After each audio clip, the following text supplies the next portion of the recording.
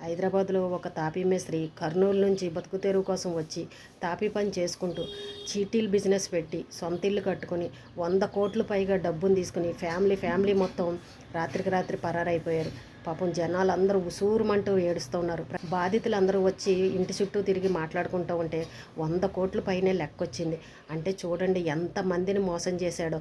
మామూలుగా నమ్మకంగా ఉండి వాడుకున్న డబ్బులు కూడా తిరిగి ఇవ్వకుండా మీకు ఇంకా ఎక్కువ వడ్డీ ఇస్తాను, బ్యాంకులో వేస్తే తక్కువ వస్తాయని నమ్మించి ఆ డబ్బులు కూడా ఇవ్వకుండా తన దగ్గర పెట్టుకుని 100 కోట్లు పోగేసుకుని రాత్రికి రాత్రే జంప్ అయిపోయాడు.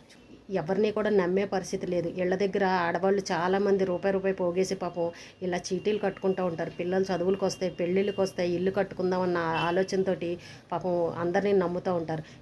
ఇలాంటి ఘటనలు మనం చాలా చూసాము. కానీ ఈ రోజున 100 కోట్లు అని అనగానే నిజంగా ఎంత బాధపడుతున్నారో ప్రతి ఒక్కళ్ళు.